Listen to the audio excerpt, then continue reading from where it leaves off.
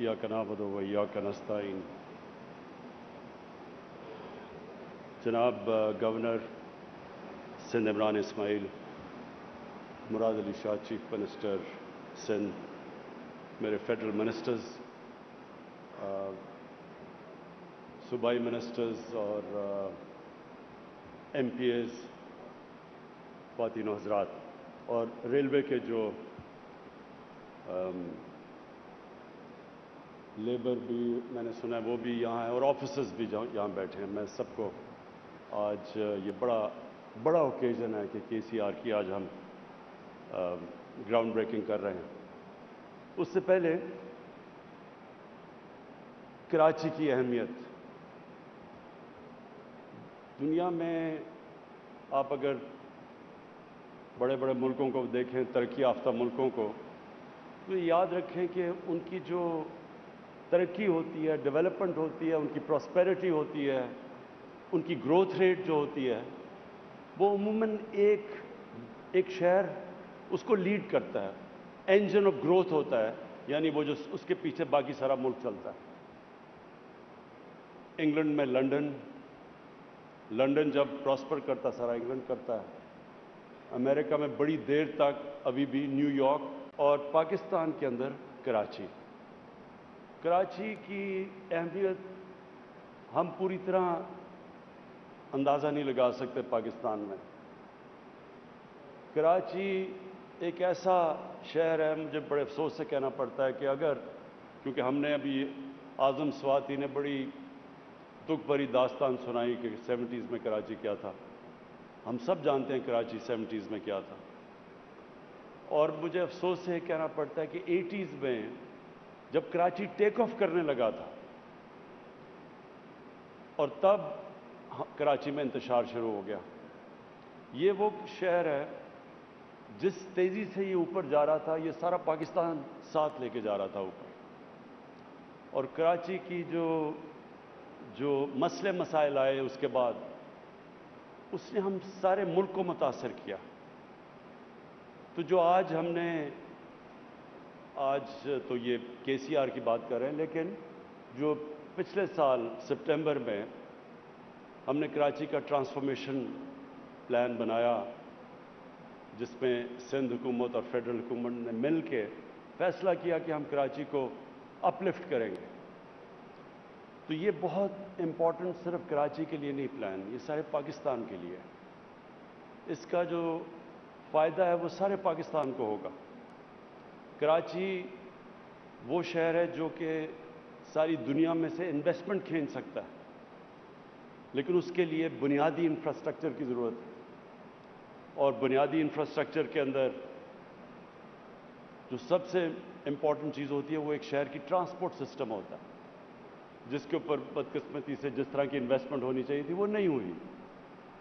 तो ये KCR एक उसकी बहुत बड़ी एक सर्कुलर रेलवे जो कि सारा कराची को टच करेगा, और जो कि फिर सड़कों के ऊपर से प्रेशर उतारेगा, ये एक बहुत बड़ा स्टेप उस डायरेक्शन पे है।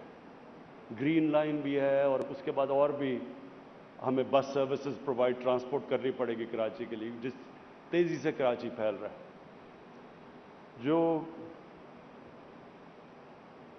कराची का दूसरा बहुत बड़ा मसला वो पानी का है। उसमें मैंने अभी आने से पहले WAPDA के चेयरमैन से ब्रीफ लिया था। वो समझ रहे हैं कि ऑन ट्रैक है। वो जो अब उन्होंने डेट दी हुई है, वो समझते हैं कि हम इंशाल्लाह 2 सालों तक कराची में K4 के ज़रिए पानी पहुंचा सकेंगे, जो इंशाल्लाह कराची के लिए एक बहुत बड़ी नेमत होगी। उसके बाद जो बाकी कराची के मसले हैं, और उन कराची के मसलों के लिए फिर से फेडरल गवर्नमेंट और सिंध गवर्नमेंट को बिल्कुल मिलकर चलना पड़ेगा, क्योंकि इंटरकनेक्टेड है। कराची कोई फेडरल गवर्नमेंट, हम कुछ नहीं कर सकते जब तक कि पूरी कोऑपरेशन प्रोविंशियल गवर्नमेंट की ना हो, और कई चीज़ें हैं जो प्रोविंशियल गवर्नमेंट खुद नहीं कर सकती फेडरल गवर्नमेंट के बगैर। तो जो भी हमारे पॉलिटिकल डिफरेंसेस के बावजूद हमें मुल्क की खातिर, सिंध की खातिर, हमें इसको पूरी तरह कराची में इकट्ठे मिलकर चलना पड़ेगा। میں آج چیف منسٹر سندھ بیٹھے ہیں، میں یہ بھی آپ کو کہوں گا کہ اس کو ریکنسیڈر کریں۔ جو ہم یہ بنڈل آئلینڈ کا پروجیکٹ ہے، اس سے سارا فائدہ سندھ کو ہے، پروفٹ سندھ کو ہے، نوکریاں سندھ کو ملیں گی، کراچی کے اوپر سے پریشر اترے گا، کیونکہ کراچی اگر اسی طرح پھیلتا گیا تو بہت مشکل ہے اتنے زیادہ کراچی کو ساری یوٹیلیٹیز پرووائڈ کرنی۔ جتنا جتنا شہر پھیلتا جائے گا اتنا اتنا مشکل ہوتا جاتا ہے۔ اور یہ سارے دنیا کے جو، اگر آپ نیو یارک کو بھی دیکھ لیں تو وہ جب اسپیس جب پھیل نہیں سکتا تو اوپر جاتا ہے شہر۔ تو ہمیں ایک بہت ضروری ہے، جس طرح ہم نے لاہور کو بچانے کے لیے کیا ہے، راوی سٹی جو لاہور کی بن رہی ہے وہ لاہور کو بچانے کے لیے ہے، کیونکہ لاہور بھی پھیلتا جا رہا ہے اور پریشر اس کے اوپر اتنا، کیونکہ آبادی بڑھ رہی ہے ہماری، شہروں پہ اتنا پریشر ہے کہ ابھی سے ہم نے آگے پلاننگ نہ کی تو شہر یہ انسسٹینیبل ہو جائیں گے۔ ان کے لیے جو پرابلمز اب کراچی میں آپ فیس کر رہے ہیں، کیونکہ کراچی تیزی سے بڑھ گیا ہے، یہ جب تک کہ ابھی سے پلان نہ کریں کہ ہم نے کدھر اس کو رنگ فینس کرنا ہے، کدھر ہم نے کون سے علاقے اوپر لے کے جانے ہیں، جب تک ابھی سے پلاننگ نہیں ہوگی تو کراچی کوئی گورنمنٹ اس کو صحیح معنی میں فیسلٹیز نہیں دے سکے گی۔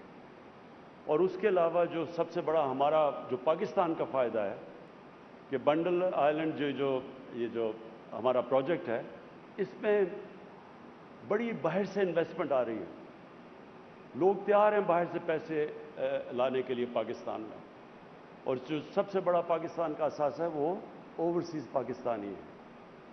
ان کے پاس کیپٹل پڑا ہے، ڈالرز پڑے ہیں، جس کی پاکستان کو ضرورت ہے تاکہ ہماری کرنسی کو سٹیبلائز ہم کریں۔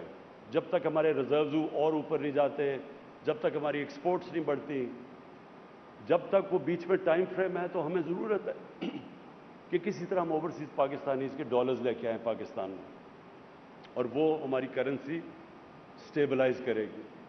اور اس وقت جو دونوں انشاءاللہ جو لاہور جو راوی سٹی ہے، اس میں بھی باہر سے پیسہ آئے گا جیسے وہ پروجیکٹ اور اس سٹیج پہ پہنچ گیا، اور اس میں سب سے زیادہ یہ فیزیبل پروجیکٹ ہے، اس میں بہت پیسہ آئے گا اور بڑی پارٹیز انٹرسٹڈ ہیں باہر سے، تو اس کا سارا فائدہ تو ایکچولی سندھ کو ہے۔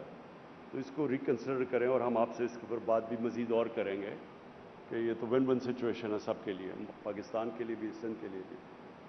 میں